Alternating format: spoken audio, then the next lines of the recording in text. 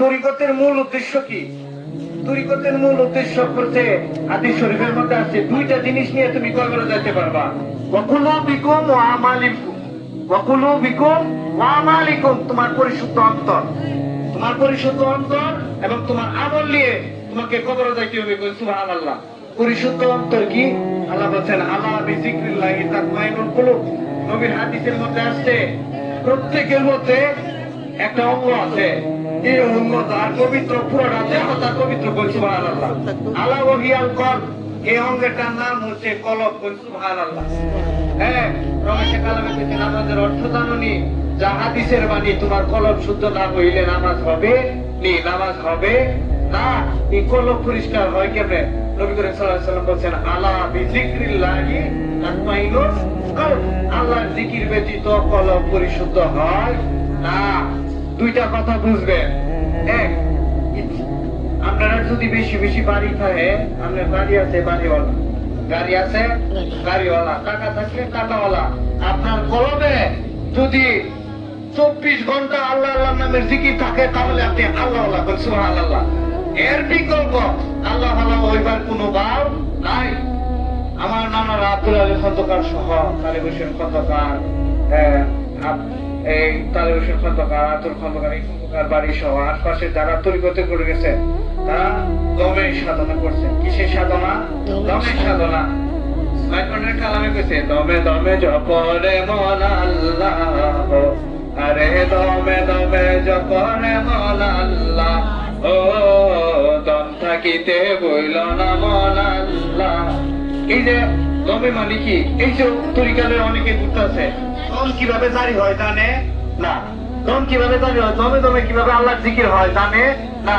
আমরা অনেক দিন ধরে কত দিন হয়েছে মুড়ি হয়েছি, পীরের সাথে সম্পর্ক নাই। মূল কথা হয়েছে তুমি তরিকতের ঝুঁকরা কেন? মূল কথা হয়েছে আমি শরীয়ত পালন করতে পারি, তারপর আমার জন্য তরিকা। যদি শরীয়ত না মানে তার জন্য কোনো তরিকা নাই। যদি মনে করে বড় বড় আল্লাহ আল্লাহরা ফতোয়া দিছে, যদি কেউ শরীয়ত মানে তরিকত মানে না, হ্যাঁ ফাসেক, কি ফাসেক। আর সে আরেকটা আছে হুদা মারফত মানে শরীয়ত মানে না, হ্যাঁ কাফের। কি কাফের? যে কত না আমার নামাজ লাগতো না, রোজা লাগতো না, জিকির আজকাল কিছু লাগতো না, হ্যাঁ কি শরীয়ত মানছে? একই শরীয়ত মানছে? যে শরীয়ত মানে না, শরীয়তের ফতোয়ায় সে কাফের, সে মুসলমান থাকে না, সে মুসলমান থাকে না।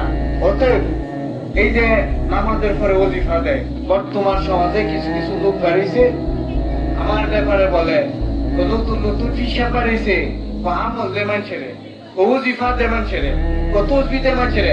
আরে বেটা, আমল যদি না করে, তসবি যদি না করে, আল্লাহ জিকির যদি না করে, নামাজ যদি না যায়, একে আল্লাহ লইব, একে আল্লাহ লইব। তাহলে ফির করার উদ্দেশ্য কি? ফির করার উদ্দেশ্য হচ্ছে তাজকিয়াতুন নফস, তাজকিয়াতুন নফস। নিজের নফস হচ্ছে নফসকে পরিবর্তন করা। আমার নফস 24,600টা দল আসা যাওয়া করে, বলি সুবহানাল্লাহ। এই প্রত্যেকটা দমে দমে তারা আল্লাহ আল্লাহ নামের জিকির করছে, বলি সুবহানাল্লাহ। এখন জিকিরের খবর নাই, নামাজের খবর নাই, রোজার খবর নাই। তাদেরকে দিয়ে সেটা কিন্তু তারা যে তরিকাতের কাজ করতেছে তাদেরকে দিয়ে তরিকত বা সমাজে কি হচ্ছে? বদনাম ছড়াচ্ছে। আমাদের কার্যক্রম যারা আমরা এখানে আছি, আমাদের কার্যক্রম যেন দিয়ে গৌসুল আজম মাইজভান্ডারির কোন কার্যক্রমের যেন বদনাম না হয়, আমাদের কার্যক্রম দিয়ে যেন বদনাম না হয়। সর্বাগ্রে শরীয়ত রেখে তরিকতের কাজ আমাদের করতে হবে। সর্বাগ্রে কি রাখে? শরীয়ত রেখে তারপরে তরিকতের কাজ করতে হবে। হুজুর গৌসুল আজম মাইজভান্ডারির যুগে যারা আমাদের এই দেশ থেকে মাইজভান্ডার শরীফে গেছেন, তখন যে রীতিনীতি ছিল, এখন রীতিনীতির কিছু পরিবর্তন আসছে, রীতিনীতির কিছু পরিবর্তন আসছে। আমাদের এই রীতিনীতি মাইনা আমাদের চলতে হবে, আমাদের এই রীতিনীতি মাইনে কি চলতে হবে। আমরা যদি এই রীতিনীতি না মাইনা চলি, তাহলে করবো আমি নামাজের সময় যদি একটা জায়গা, তাহলে কোনো উমা কুমা দেখছো নি বান্ডের কোলে খড়ি বাঁধতেছে নামাজের সময় একটা জায়গা। কারণ কি? আপনারা যদি হরকতের নামাজ না করেন কেউ কিছু কইতো কোনো কোনো সিস্টেম। আমরা কেউ যদি প্রতিনিধিমূলক কেউ যদি হয়, কেউ যদি একটা জায়গায় বদনাম হইব, কি হইব? পুরা ভান্ডারির বদনাম হইব। কি পুরা ভান্ডারি বদনাম হইব? যে রিপ্রেজেন্ট করে ভান্ডারিরে, ভান্ডারিরে যে তুইলা ধরে, তার কার্যক্রমের মধ্যে আরো সতর্ক থাকা দরকার, আরো সতর্ক থাকা দরকার, আমাদের কার্যক্রমে আরো সতর্ক থাকা দরকার। আজকে আমরা গৌসুল আজম মাইজ ভান্ডারীর স্মরণে এখানে বসছি। গৌসুল আজম মাইজ ভান্ডারী তিনি ক্যালকাটা আলিয়া তারেক ছিলেন, বড় মৌলানা।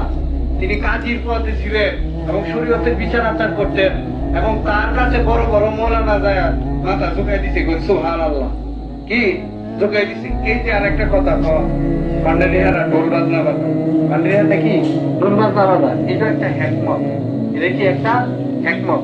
আপনি 5 মিনিট 10 মিনিট 15 মিনিট জিকির করবেন, দেখবেন আপনি হাফড়ে গেছেন, ক্লান্ত হয়ে গেছেন। যখন তাল লয় একটা সুর থাকে, তখন জিকির আধা ঘন্টা 1 ঘন্টা আরো বেশি করা যায়। সুবহানাল্লাহ। এই জন্য একটা রীতি তৈরি করা হয়েছে। যেমন মাইজভান্ডারের দরবার শরীফের আশপাশে গ্রাম, ওই হচ্ছে কুমারের বাড়ি, এর বাড়ি। কুমার কি হিন্দু বাড়ি না মুসলমান বাড়ি? হিন্দুদের বাড়ি। তখন ওইখানে অধিকাংশ মানুষ ছিল হিন্দু। তাদের মধ্যে তরিকার প্রচার প্রসারের জন্য এরা হরে কৃষ্ণ কৃষ্ণ বলছে, তারা কি কৃষ্ণ কৃষ্ণ বলতো। তখন তাদের মধ্যে হিকমতের সহিত লা ইলাহা ইল্লাল্লাহ জিকির বা আল্লাহ আল্লাহ জিকির জারি করে দিছে। কি আল্লাহ আল্লাহ জিকির জারি করে দিছে। এজন্য আমাদের চলা ফেরা উচ্চ করতে যেন সে কাজ আমরা যেন করি। আল্লাহ আমাদের আয়াতে আমলে আমাদের সে তৌফিক দান করে সকলে। আমি